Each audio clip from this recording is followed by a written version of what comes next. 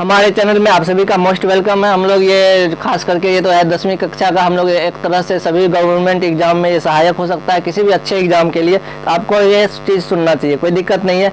नदियाँ संसाधन है कैसे, ठीक है। तो नदियाँ संसाधन है कैसे, तो सिंपल सा बात है, नदी का हम लोग उपयोग करते हैं, इसलिए नदियाँ क्या है, संसाधन है कि नहीं। सिंपल सा बात है ना, जिसका हम उपयोग करेंगे वह संसाधन। अब क्यों है संसाधन, क्योंकि हम लोग इसका उपयोग करते किसका, नदी का, किस चीज में, सिंचाई करने में। नदी से क्या करते हैं, एक नदी है लंबा चौड़ा, मान के चलो, उससे छोटी छोटी नहरें निकाल लेते, तो उससे पानी हमारे खेत तक पहुंच जाता है। पहला चीज ये। जल विद्युत उत्पादन में बिजली भी उत्पादन कर लेते हैं नदी से, पानी पे बांध बना दिए नदी पर, उससे क्या हो गया, पानी को वहां रोक करके बांध बनाए, फिर जो है बिजली उत्पादन कर लिए।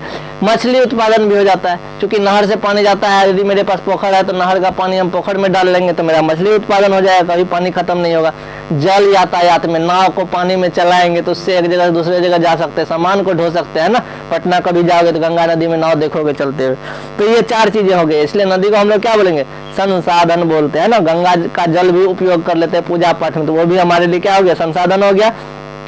अगला प्रश्न है, बहुत इंपॉर्टेंट है, संसाधन के दो वर्ग कौन कौन से हैं। तो संसाधन के दो वर्ग हैं। संसाधन को मुख्य रूप से कोई पूछ दिया संसाधन के कितने भाग है, तो यदि दो वर्ग में बांटे तो एक हो गया प्रकृति प्रदत्त या प्राकृतिक संसाधन, और दूसरा हो गया मानव निर्मित या कृत्रिम संसाधन। मानव निर्मित संसाधन को ही क्या बोलते हैं, कृत्रिम संसाधन, और कृत्रिम संसाधन को ही हम लोग बोलते हैं जो संसाधन मानव ने बनाया है ना, मानव के द्वारा बनाया गया। तो दो वर्ग में हो गए संसाधन।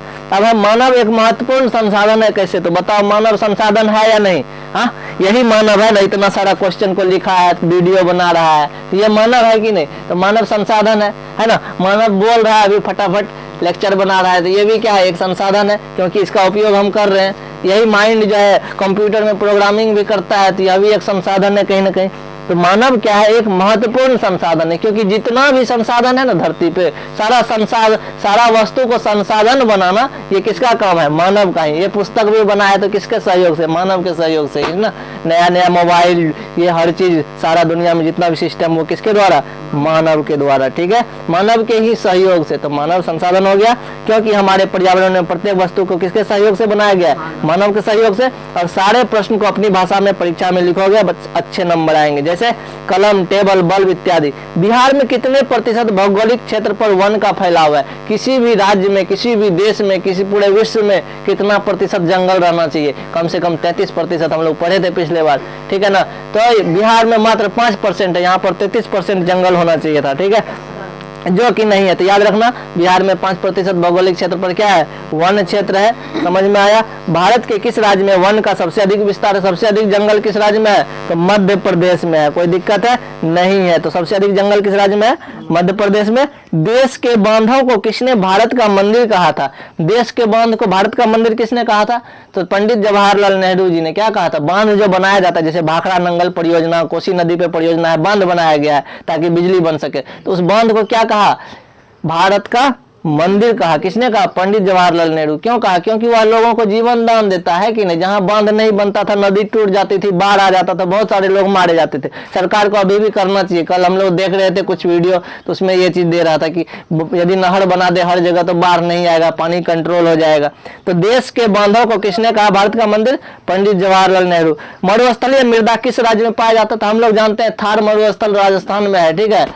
तो थार मरुस्थल राजस्थान में, तो ऐसे ही बता देंगे मरुस्थलीय मृदा किस राज्य में पाया जाता है, तो वो पाया जाता है तुमको राजस्थान में। किस कमीशन ने सतत पोषणीय विकास की अवधारणा पेश की थी, तो किस कमीशन ने सतत पोषणीय विकास की अवधारणा प्रस्तुत की थी, उस कमीशन का नाम क्या था, ब्रुंटलैंड कमीशन। क्या नाम था, ब्रुंटलैंड कमीशन। ये क्या था, सतत पोषणीय विकास की अवधारणा। इससे पहले, यानी कि इस व्यक्ति के पहले से ऐसा कोई नहीं बोलता था कि भैया हम जो सामान उपयोग कर रहे हैं ना, इसका इस तरह से उपयोग कीजिए कि ताकि हम तो उपयोग कर ही ले, हमारा भविष्य में आने वाला जो पीढ़ी है वो भी उपयोग कर ले। सतत शब्द जहां पर आ जाए ना, तो समझ जाना कि सामान का इस तरह से उपयोग किया जाए, ऐसा विकास किया जाए ताकि हम भी उपयोग करें और हमारा आने वाला पीढ़ी भी उपयोग करे, है ना, उसको नुकसान बिना पहुंचाए, है कि नहीं।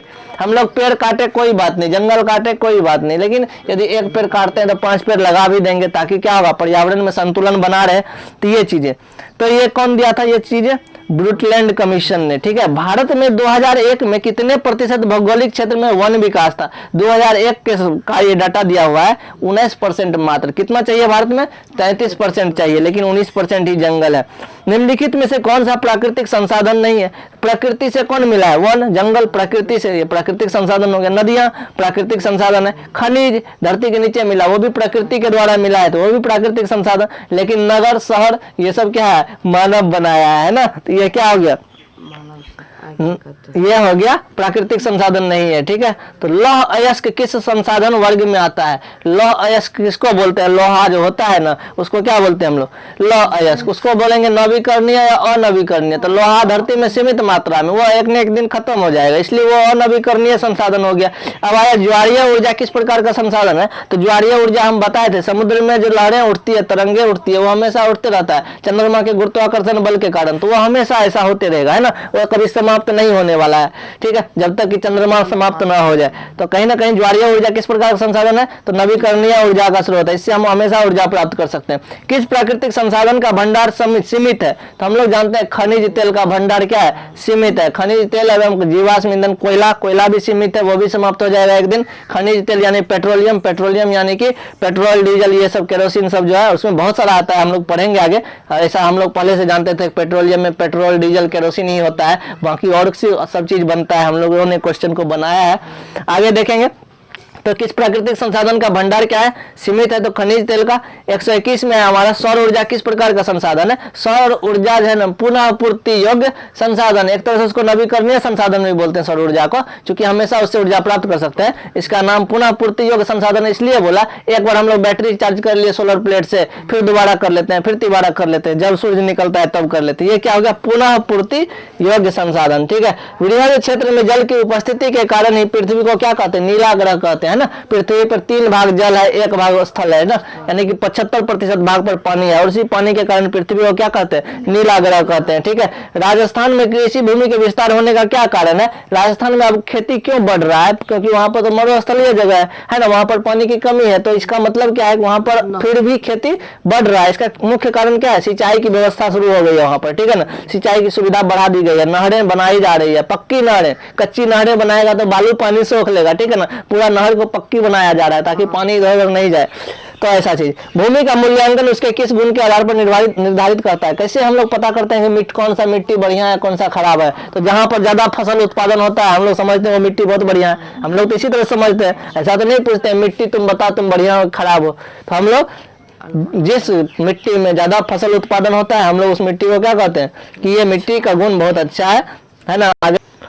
आगे देखते हैं, प्रायद्वीपीय भारत की नदियों में कौन कौन सी मिट्टी मिलती है? देखो प्रायद्वीपीय भारत की नदी घाटियों में, चूंकि जानते हैं, देखो प्रायद्वीपीय भारत किसको बोलते हैं? दक्षिण भारत जो है, देख रहे निचला वाला जो त्रिकोण जैसा है, त्रिभुज जैसा है ना, उसमें जो है ना नदी घाटी में, तो नदी घाटी है तो नदी तो मिट्टी बहा के लाएगी, तो नदी के किनारे जो मिट्टी होगा वो क्या होगा? जलोढ़ मिट्टी ही होगा। वैसे हम लोग जानते हैं कि दक्षिण भारत में क्या ज्यादातर पठारी क्षेत्र है, पर्वतीय क्षेत्र है, जिसके कारण क्या होगा? हर जगह ये मिट्टी पाई नहीं जाती थी, ये नदी घाटियों में पाई जाती है। तो प्रायद्वीपीय भारत की नदी घाटी में कौन सी मिट्टी पाई जाती है? जलोढ़ मिट्टी। लेकिन हम लोग जानते हैं कि उत्तर भारत यानी ऊपरी हिस्सा जो भारत का, उसमें जलोढ़ मिट्टी पाया जाता है, क्योंकि वो मैदानी क्षेत्र है, गंगा नदी बहती है, यमुना नदी बहती है, बहुत सारी नदियां बहती है। लेकिन प्रायद्वीपीय भारत में नदी घाटियों में, नदियों के किनारे कौन सी मिट्टी पाई जाती है? जलोढ़ मिट्टी।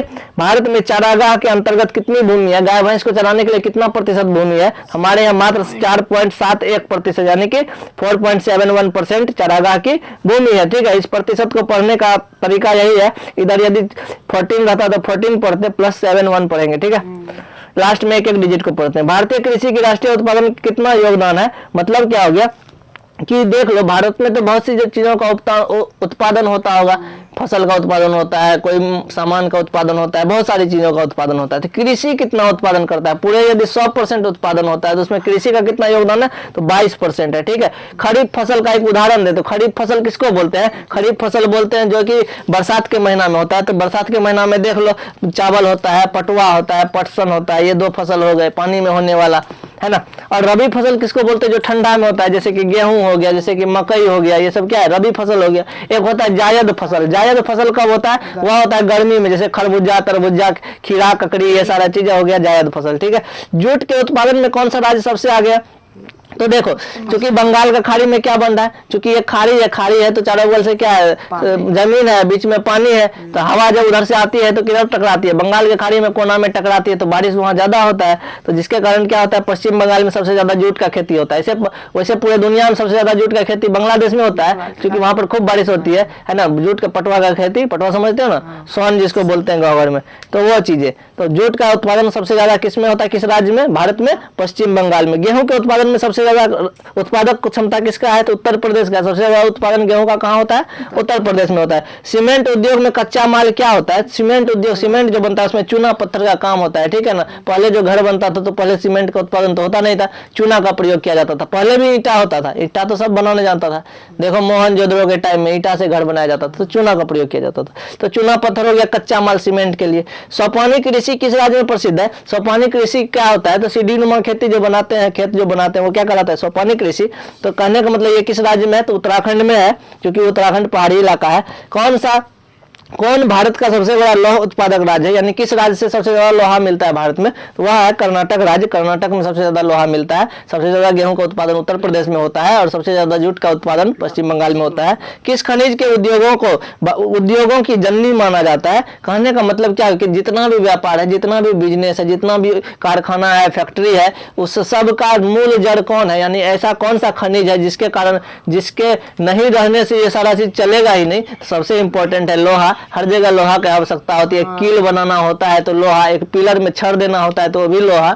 तो कहीं ना कहीं लोहा क्या है, उद्योगों की जननी है। एक ट्रक है तो उसमें भी एक्सल लगाते, वो भी लोहा होना चाहिए। तो कहने का मतलब लोहा बहुत ही इंपॉर्टेंट है, इसलिए इसको क्या कहा गया, उद्योगों की जननी किस खनिज को कहा गया, लोहा को। एकदम ब्रेन में बैठा लेना। हम अधात्विक खनिज का एक उदाहरण, अधात्विक खनिज क्या बोलते हैं, धातु और अधातु में अंतर बताएंगे हम लोग जब पढ़ेंगे धातु अधातु चैप्टर साइंस में। तो अधात्विक खनिज होता है अभ्रक। अधात्विक खनिज किसको बोलते हैं, अभ्रक को। अभ्रक से हम लोग तुम लोगों को परिचय करवाते हैं। बल्ब होता है, बल्ब में एक उजला कलर का ऊपर में रहता है, ठीक है, चिपका हुआ, जिसमें कि करंट नहीं होता है, ठीक है। तो अभ्रक हो गया अधात्विक खनिज। भारत में लगभग कितने प्रकार के खनिज पाए जाते हैं, भारत में लगभग 100 प्रकार का खनिज पाया जाता है। 100 प्रकार का, हो सकता है भले किसी का मात्रा कम हो, किसी का मात्रा ज्यादा हो, लेकिन 100 प्रकार के खनिज पाए जाते हैं। चरक का संबंध भारत के किस देश से है, सॉरी चरक का संबंध किस देश से है, तो चरक भारत का ही था, ठीक है ना, समझ गए। तो चरक का संबंध किससे है, भारत से ही है। भारत का प्रथम तेल शोधक कारखाना कहां पर है, डिगबोई आसाम में, ठीक है। डिगबोई कहां पर है, आसाम है। प्रथम तेल शोधक कारखाना डिगबोई आसाम में। मैग्नीज उत्पादन में भारत का विश्व में कौन सा स्थान है, तो मैग्नीज का उत्पादन में भारत में विश्व का स्थान क्या है, तीसरा स्थान है, ठीक है, तृतीय स्थान है। मैग्नीज भी खनिज है, ठीक ना। तो मैग्नीज के उत्पादन में भारत का विश्व में कितना स्थान है, तीसरा स्थान है। भारत के किस बंदरगाह से लोहे का निर्यात किया जाता है, तो विशाखापत्तनम बंदरगाह से। और ऐसे भी हम लोग जानते हैं कि देखो जहां पर भी लोहे का निर्यात का मतलब क्या होगा, अपने देश से दूसरे देश में भेजा जाता है। निर्यात का मतलब, आयात का मतलब या कहीं से खरीद के लाते हैं तो आयात होता है। तो किस बंदरगाह से, तो इस बंदरगाह से कर्नाटक नजदीक है, तो वहां से जो व्यापार हो जाता है, यहाँ से लोहा को दूसरे देश भेजा जाता है। प्राकृतिक संसाधनों के संरक्षण हेतु 1968 ईस्वी में कौन सा कन्जर्वेशन हुआ, तो अफ्रीकी कन्वेंशन हुआ। कौन सा कन्वेंशन हुआ, अफ्रीकी कन्वेंशन। क्यों हुआ, कन्वेंशन का मतलब क्या होता है, एक तरह से मीटिंग होता है, बस 10 ग्रुप 15 ग्रुप लोगों का समूह जो है मिल करके विचार विमर्श करते हैं कि कैसे प्राकृतिक संसाधन को हम लोग बचाएं। तो प्राकृतिक संसाधन के संरक्षण के लिए 1968 में ही कन्वेंशन हुआ था, जिसका नाम था अफ्रीकी कन्वेंशन, ठीक है। प्लास्टर ऑफ पेरिस किससे बनाया जाता है, तो जिप्सम से बनाया जाता है। प्लास्टर ऑफ पेरिस किससे बनाया जाता है, जिप्सम से बनाया जाता है। मैग्नीज का सबसे बड़ा उत्पादक राज्य कौन है, यानी कि पूरे भारत में अभी अभी हम लोगों ने पढ़ा कि मैग्नीज उत्पादन में पूरे भारत का स्थान क्या है, पूरे विश्व में तीसरा स्थान है। लेकिन भारत में सबसे ज्यादा मैग्नीज किस राज्य में होता है, तो उड़ीसा राज्य में होता है। और भारत में तांबा का कुल भंडार कितना है, तो तांबा का कुल भंडार 125 करोड़ टन है। कितना, 125 करोड़ टन, यानी एक टन में 1000 किलो होता है। तो 125 करोड़ टन का निकाल लो तुम लोग वैल्यू।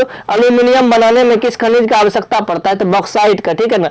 खनिज हम बोल रहे हैं बार बार, 100 प्रकार का खनिज से ही तत्व बनता है, ठीक है ना। उसी खनिज को शुद्ध करके हम लोग क्या बनाते हैं, तत्व बनाते हैं। तो ये जो एल्युमिनियम मिलता है, एल्युमिनियम का तार देखा होगा पोल पे लगा रहता है, ये एल्युमिनियम का तार यानी उस किस खनिज से बनता है, तो बॉक्साइट से, ठीक है। लौह युक्त खनिज का उदाहरण दे, यानी कि लोहा किस खनिज से बनता है, तो मैग्नीज से। लौह युक्त खनिज क्या है, मैग्नीज है। समझ में आ गया ना। मेढक के प्रजनन को नष्ट करने वाला रसायन कौन है, एक दवा है जो कि यदि खेत में छिड़काव करते हैं तो वह यदि मेढक के ऊपर पड़ जाता है तो मेढक जो है अपने बच्चे को जन्म नहीं देगा, है ना। मेढक यदि बच्चे को जन्म नहीं देगा तो कीड़ा मकोड़ा बहुत हो जाएगा, खाएगा कौन उसको। तो मेढक के प्रजनन को नष्ट करने वाला रसायन यानी दवाई का नाम क्या है, एंड्रीन। क्या नाम है, एल्ड्रीन नाम है, ठीक है। तो एल्ड्रीन याद रखना। आगे हम लोग बढ़ते हैं, एल्ड्रीन नाम है।